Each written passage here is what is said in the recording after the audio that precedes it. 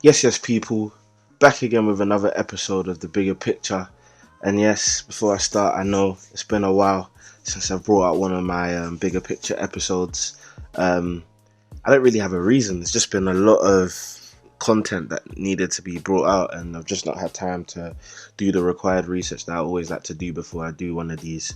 But I think today's one, it just had to be done. Before we get into today's video, make sure you like, comment, and subscribe on Eyes on the Ball TV. Make sure you follow us on all our platforms: Twitter, Instagrams, all Eyes on the Ball TV, as displayed on screen. But yeah, and there was a lot of love to my most recent video, the Kante video, what I did breaking down Kante and his impact on Chelsea and just the teams that he's on, and people basically doubting him, saying that he's done. And you can see for yourself that Kante has now re-established himself, shall I say, as the best CDM in the world. But yeah, to today's video. You see, there's this stat that I came across the other day, and it had me thinking, like really thinking. And the stat is that it takes 100 to 200 plus applications to receive one job offer. That means it takes 10 to 20 applications to get one interview, and 10 to 15 interviews to get one job offer. You might be wondering, this is a football video, why am I giving stats about job applications? Well, the reason why I say that is because there's one guy in football that I believe has all the credentials, has proven himself time and time again, submitted his CV, has been given a job, yet loses that job and always struggles to get another job. That man is Olivier Giroud. Time and time again, this brother has been able to show himself approved. He's been able to show his quality. He's been able to show that he is indeed one of the most underrated, if not the most underrated, underappreciated striker of our generation. It's no coincidence that a guy like Hazard is so appreciative of Giroud's qualities, calling him the best target man in the world. Your link-up play with Olivier Giroud seemed to be working a treat today. Yeah, I like to play with him. Yeah. We understand each other on the pitch, out of the pitch, because we talk French together, so it's more easier. But I think as a target man, he's one of the best in the world, maybe the best in the world. He can hold the ball. He can play one touches. You can see on the goals today, he just play one touches. He can take the ball with him. So this is one of the best compliments a guy like Giroud could ever receive. This guy is underappreciated and underrated, and I continue to hammer that home. Even at his time at Arsenal, he was always hitting the double figures mark in the Premier League. First season he grabbed 11, second season he grabbed 16, third season he grabbed 14, fourth season he grabbed 16, fifth season he grabbed 12. So he's showing his capabilities of scoring. I think people forget as well, he actually won the league as the top goal scorer for Montpellier.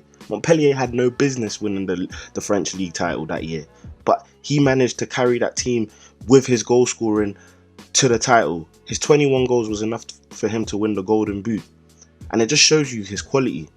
And despite that being his only league title, he came to Arsenal. He was supposed to be the supplement to Van Persie. And then he was obviously asked to play a different role, become that main striker, which I could argue he never really was supposed to be. He was never really that guy. He was never supposed to be the guy you rely upon for goals.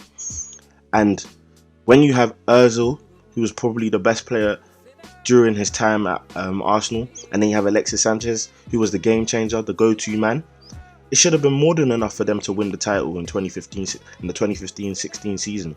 But all the blame gets given to Giroud for going on his barren run, despite the fact that Giroud scored 16 goals in that season and 24 in all competitions.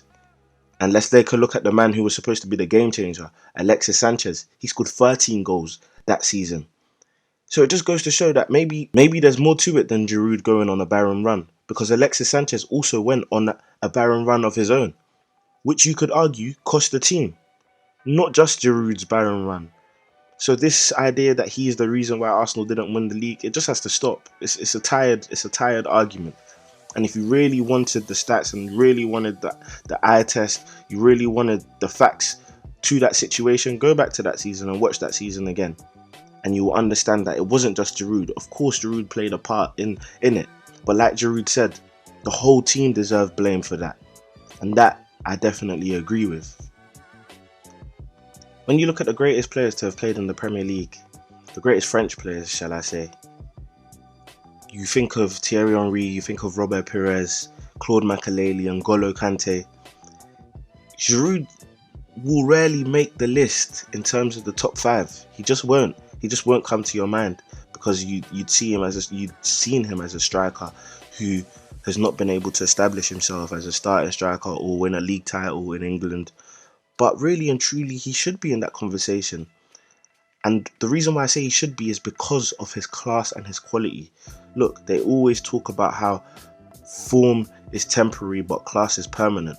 He's someone who has been in and out of a lot of the teams he's been at, and he's remained a quality professional, and his talent shines through on the pitch. I mean, Barcelona and Real Madrid have never been in for him and never summoned his services. He's never hit 20 plus goals in a Premier League season. However, he continues to show himself as a quality striker in the Premier League. I mean, he's second all time in the France scoring list, overtaking Michel Platini recently, and he's got his eyes set on Thierry Henry, a goal tally he can definitely get to. You think of the guys he has replaced. Didier Deschamps has always seen Giroud as the man for him.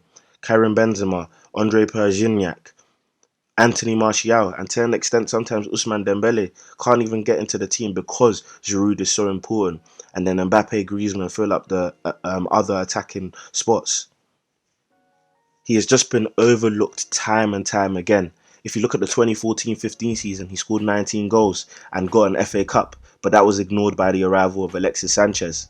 In the 2015-16 season, it was 24 goals, the top goal scorer, and he was underappreciated because of Ozil's assisting brilliance, and then the fact that fans blame him for his barren run being the reason why they didn't win the league that year. The 2016-17 season, he scored 16 goals and an FA Cup again, outshone by Sanchez and the fear of his departure. So time and time again, there's always been a reason why Giroud's goal scoring tally hasn't been the centre of attention, hasn't been the focus. He's been underappreciated in so many different ways. He then moves to Chelsea in 2018 to supply competition, plays under Conte and plays under Sarri. And really and truly, he was the third striker to two comedy duos in Alvaro Morata and Gonzalo Higuain. Why wasn't Giroud given the opportunity? And the thing is, when he was given the opportunity in the Europa League, Chelsea managed to win in the final where they beat Arsenal 4-0. Giroud managed to score 11 goals in 14 games, taking home the top goal scorer in the competition. However, yet again, it was overlooked by the fact that Eden Hazard was leaving and going to Real Madrid. Constantly overlooked, constantly underappreciated. Then it was Sarri who departed. When Frank Lampard came in, Giroud must have thought maybe he was getting his chance to be the main striker. But once again, Tammy Abraham, obviously shining, coming to the fore, was the guy, scored a lot of goals. But at the end of the day, the reason why Chelsea have top 4 is because of Giroud and Giroud's brilliance. 7 goals post-lockdown, ensuring Chelsea finished 4th in the Premier League and an FA Cup final appearance. Whilst in the semi-final, he performed great against Man United.